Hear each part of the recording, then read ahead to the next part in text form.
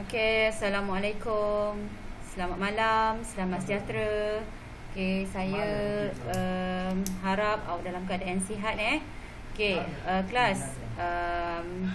Awak sekarang ni berada di Rising Star Sejarah kumpulan 1. Okey, mungkin awak tertanya-tanya kumpulan ni untuk apa? Okey, dan mungkin cikgu mata pelajaran awak dah minta untuk awak masuk kumpulan ni kan? Tadi. Jadi awak dah masuk dah. Jadi tahniah, okey, awak adalah pelajar-pelajar yang terpilih untuk terlibat dalam kelas tambahan malam, okey, ataupun saya panggil Rising Star Sejarah. Okey, kenapa pelajar-pelajar terpilih sahaja? Ada kawan awak PM cikgu, nama saya tak ada dalam kumpulan ini. Kenapa? Okey, kenapa saya tak terpilih? Okey, saya maklumkan dahulu. Okey, kumpulan ini adalah untuk pelajar yang mendapat ataupun saya target lah, cikgu-cikgu subjek awak target awak untuk cemerlang. Okey, dan juga kumpulan sederhana. Okey, daripada A, cikgu awak target A+ sehinggalah target ke C. Okey, jadi saya harap kalau kawan awak tanya, mungkin awak bolehlah cakap awak adalah pelajar yang terpilih. Pelajar yang tak terpilih, mereka akan dikumpulkan juga untuk program yang lain. Jadi untuk kumpulan ini awak ada 2 orang cikgu ya.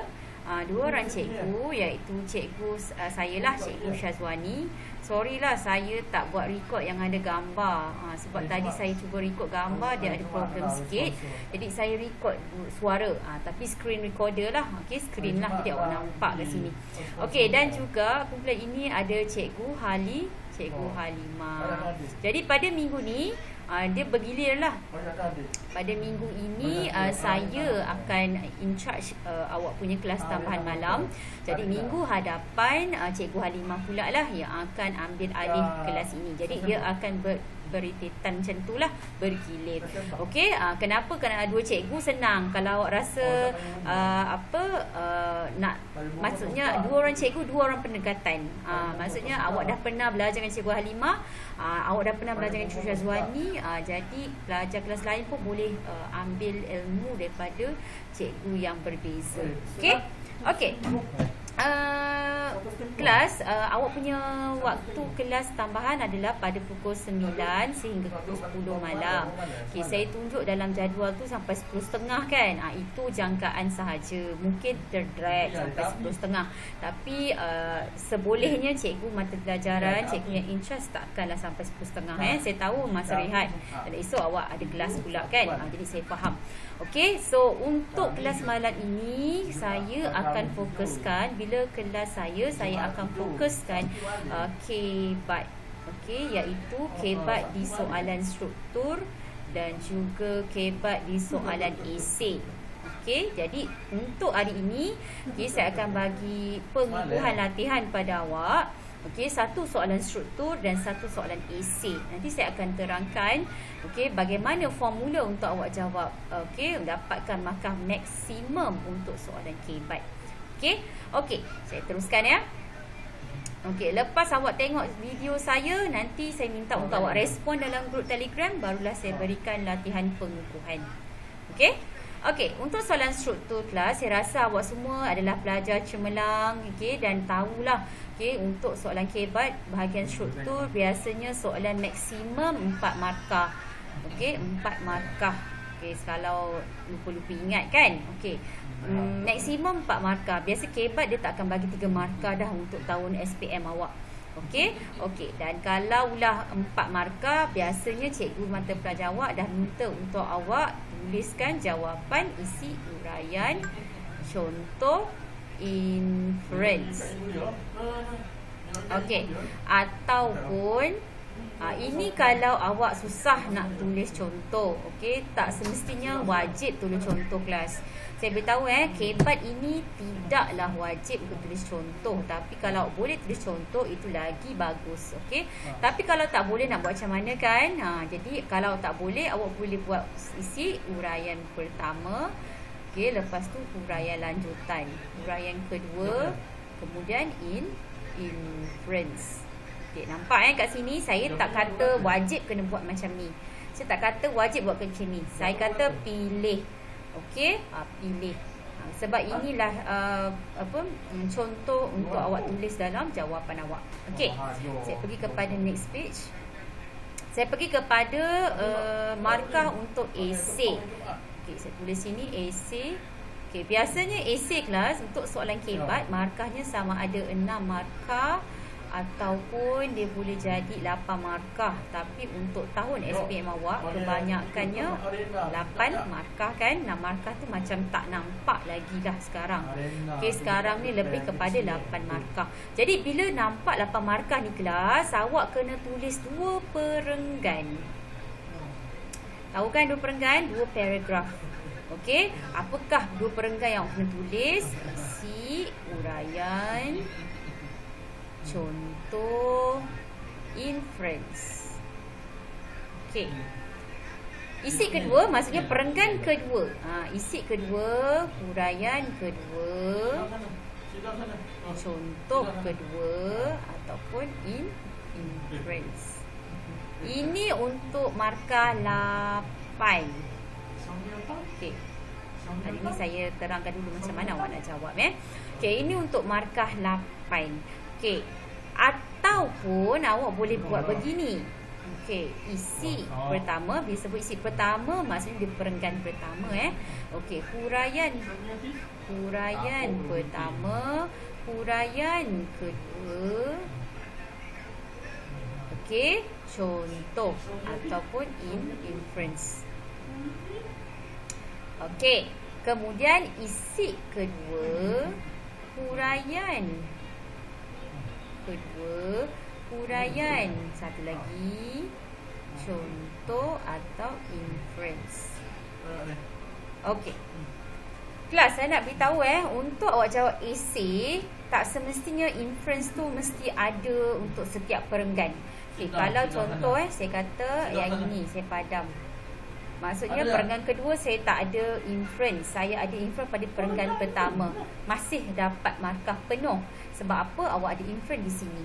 Maksudnya di sini saya beritahu pada awak, inference mesti ada. Sama ada di perenggan pertama atau perenggan kedua untuk soalan esei.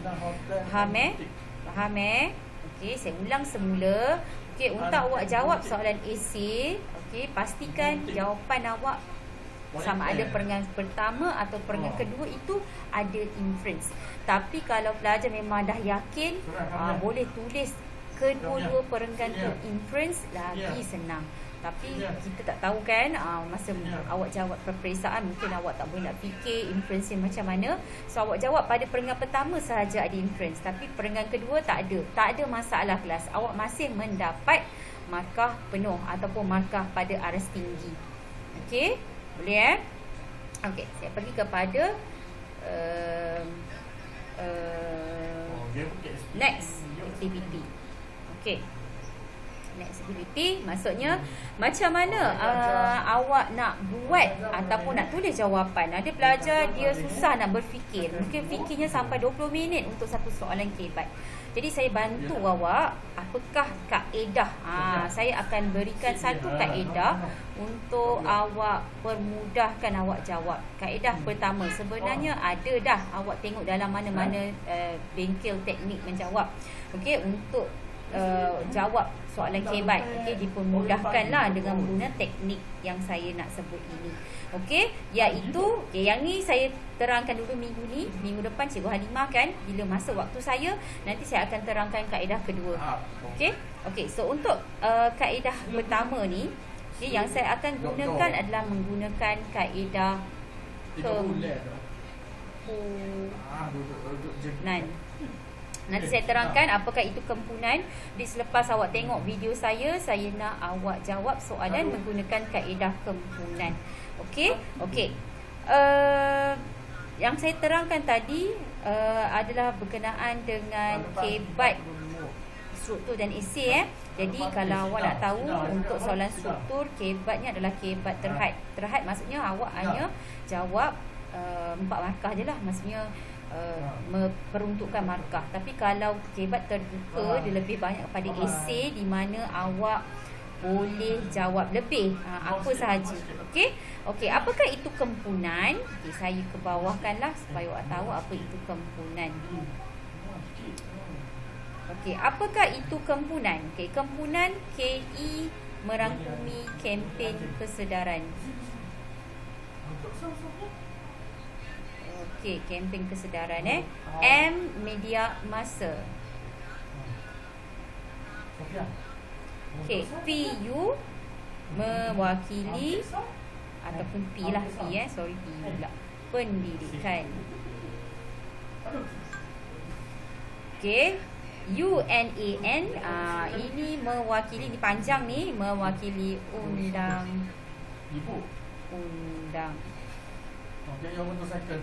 Okey.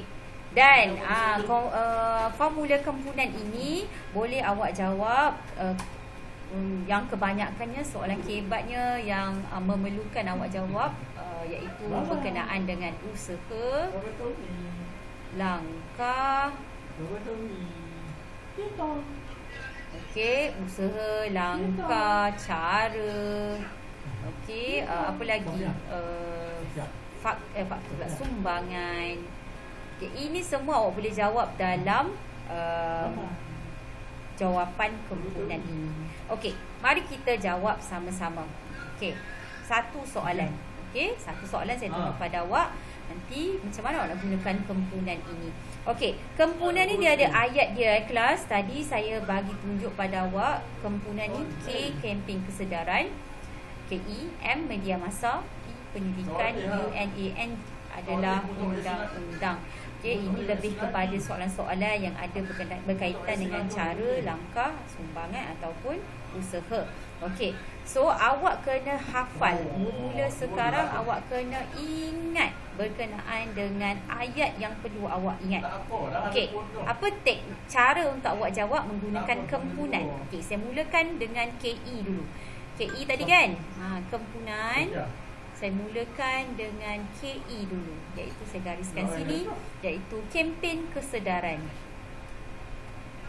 Kempen kesedaran. Okey. Ayat ni awak kena betul-betul ingat. Maksudnya nanti dalam periksa, bila awak betul-betul stuck tak boleh jawab, awak boleh ingat jawapan ini. Jadi kalau sebelum awak jawab periksa tu, awak tulislah dulu formula kempunan ni. Okey. Okey, perkara pertama awak kena buat adalah salin sebahagian soalan. Saya cepatkan, salin sebahagian soalan dan masukkan isi. Senang cakap. Yang ini awak kena tulis dulu kepala ayat. Senang cakap dah. Okey, saya tukar warna. Okey, ini yang pertama. Okey, yang kedua barulah awak masukkan apa tu namanya? Huraian. Hal ini dapat menimbulkan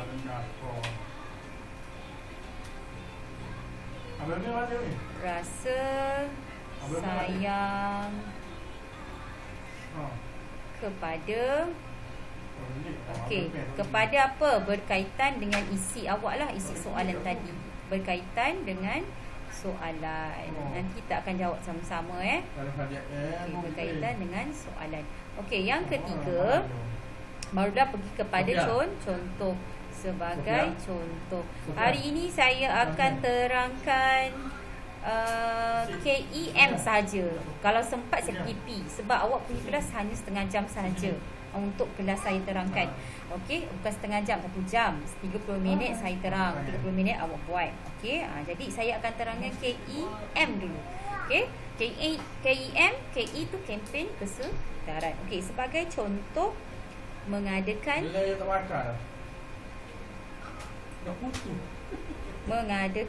kempen cintai.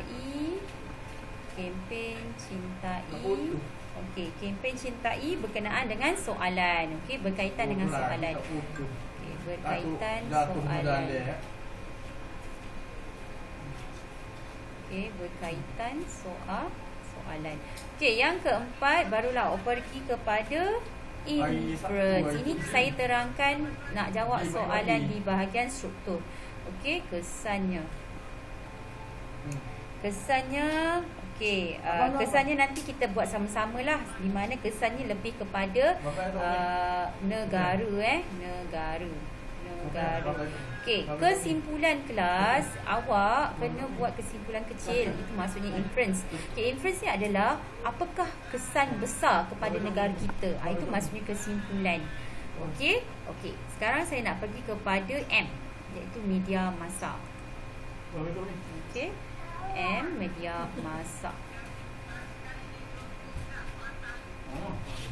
Media massa. Okey. Media massa, okey, kalau tengok media massa ini pula sama macam tadi. Yang pertama kena buat kepala ayat, tetapi kalau nak masuk isi kedua tak perlulah kepala ayat. Yang awak kena buat adalah apa? Kita gunakan penanda wacana. Nak sambung ayat ataupun perenggan kedua. Penanda wacana. Sini ya. Okey, itu yang pertama. Okey, kaedah yang kedua, terus kepada huraian. Hal ini isi lah. Okey, hal ini okey agar dapat menayangkan kepentingan. Okey, kepentingan apa? Kepentingan tu maksudnya berkaitan soalan. Apakah soalan yang ditanya, kita masukkan sahaja. Okey. Okey, yang ketiga. Okey, yang ketiga, contohlah kan. Okey, sebagai contoh. Sebagai contoh. Okey, TV3 menayangkan. Okey, TV3 menayangkan dokumentari. Ini kena hafal lah ayat ni. Maksudnya awak kena ingat lah bermula sekarang. Mengenai okey, soalan lah, berkaitan soalan. Berkaitan soalan. Okey. Okey, lepas tu yang keempat, inference. Okey, inference mestilah bermula dengan kesannya. Okey, kesannya. Okey, yang ini kena berkenaan dengan negara. Okey, negara kita. Maksudnya apakah kesan keseluruhan negara keseluruhan. Nanti kita akan buat sama-sama. Okey, so saya sempat terangkan kempunan. KE, kempen kesedaran. M adalah media massa. Okey, dekat sini. Okey, jadi kita jawab satu soalan dahulu. Jom kita jawab sama-sama. Okey, kemudian lepas awak tengok ni, saya akan bagi satu soalan, awak jawab. Okey. Okey. Okey, saya bagi satu soalan. Okey, soalannya, terdapat segelintir. Saya tulis tau. Saya tak type. Jadi saya tulis bagi awak nampak. Okey, terdapat segelintir rakyat Malaysia tidak menghormati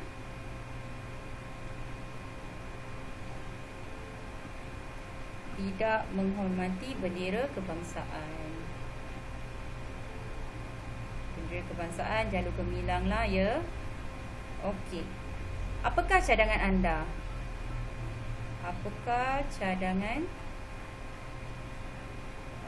anda untuk mengatasi masalah berikut? Untuk mengatasi masalah tersebut. Okey. Sekarang ni awak dah tahu dah. Soalan ini adalah berkaitan dengan soalan cadangan. Jadi awak boleh guna formula kempunan. Sebelum awak memulakan formula kempunan ini, awak tengok berapa markah. Okey, saya letak kat sini 4 markah. Jadi bila 4 markah, tak perlulah awak salin sampai semua kempunan ni. Awak pilih KE pun dah cukup dah untuk dapatkan 4 markah.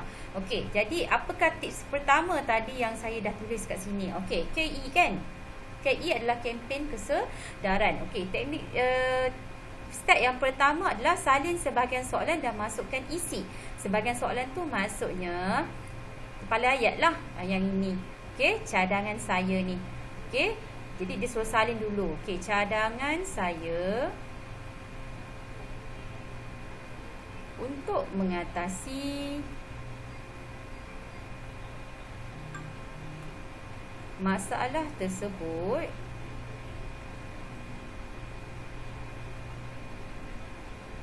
dengan, okey, awak dah tulis kat sini dah, kempunan. KE ni awak tahu, kempen kesedaran. Masukkan isi terus. Okey, dengan kempen kesedaran. Okey, titik. Okey, tadi saya dah bagi dah ayat yang seterusnya. Okey, ini kena ingatlah, hal ini dapat menimbulkan rasa sayang. Okey, kita kat sini kita kena tulis hal ini dapat menimbulkan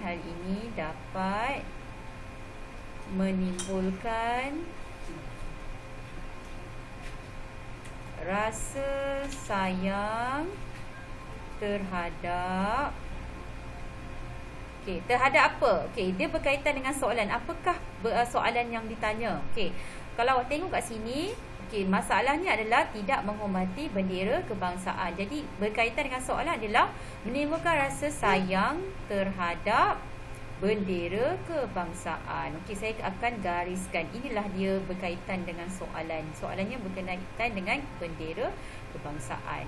Okey, jadi awak kena masukkan isi. Ayat sama. Okey, isi je yang ini. Okey, kemudian step yang ketiga sebagai contoh kan. Sebagai contoh.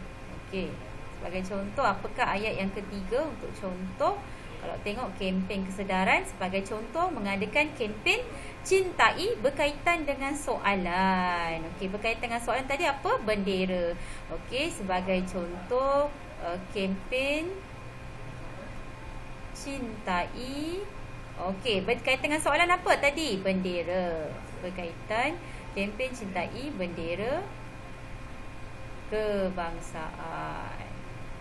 Okey, dekat sini titik. So, saya gariskan berkaitan dengan soalan ni. Soalannya, isunya adalah berkaitan dengan bendera kebangsaan. Okey, so terus kepada inference lah. Okey, kesannya. Okey, tadi saya ada beritahu untuk awak tulis inference. Okey, inference ini kesimpulan kecil dan awak kena buat satu kesan yang besar kepada negara.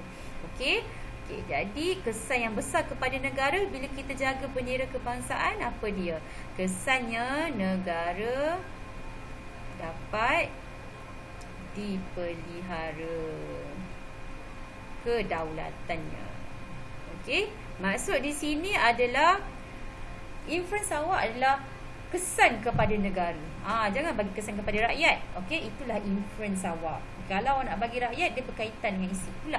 Okey, so dekat sini awak akan dapat, okey, saya buat warna biru.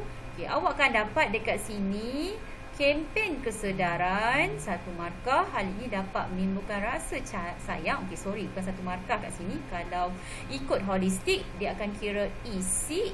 Okey, hal ini dapat menimbulkan rasa sayang terhadap bendera, sayang, huraian. Sebagai contoh, kempen cintai. Cintai ni contoh. Okey, kesannya ni dah masuk inference. Jadi ada empat metod. Maksudnya ada isi, ada huraian, ada contoh, ada inference. Awak akan dapat maksimum 0.4. Okey? Boleh setakat ini kalau ada masalah boleh berhubung dengan saya selepas record. Awak tengok record video ini. Okey, saya bagi satu soalan dalam survey heart. Okey, awak tengok, okey, soalannya, cuba jawab. Okey, saya akan semak berdasarkan survey heart itu. Okey, cuba tengok semula. Okey, saya akan screenshot dua formula ini ataupun dua kempunan lah, sebab kita baru buat KE dan juga M. P belum lagi, UANA, UNAN ni belum lagi, iaitu pendidikan dan juga undang-undang. Okey? Okey. Selepas awak tengok saya punya video ini, tolong jawab soalan KBAT. Okey? Ambil masa. Okey, kemudian saya ada bagi link kehadiran, tolong isi kehadiran. Okey? Barulah saya boleh tengok nanti siapa yang hadir dan siapa tidak hadir. Okey? Okey, terima kasih kerana mendengar. Sebab saya tak boleh nak record video, saya hanya record suara sahaja. Okey, terima kasih. Kita akan jumpa pada next kelas waktu saya. Okey, kita akan sambung semula. Saya harap awak ingat sebab tu saya record. Kalau saya buat online nanti awak lupa. Jadi kalau awak lupa, awak boleh tengok semula record saya. Okey? Okey, jawab soalan yang saya hantar dalam serbihan. Okey, terima kasih.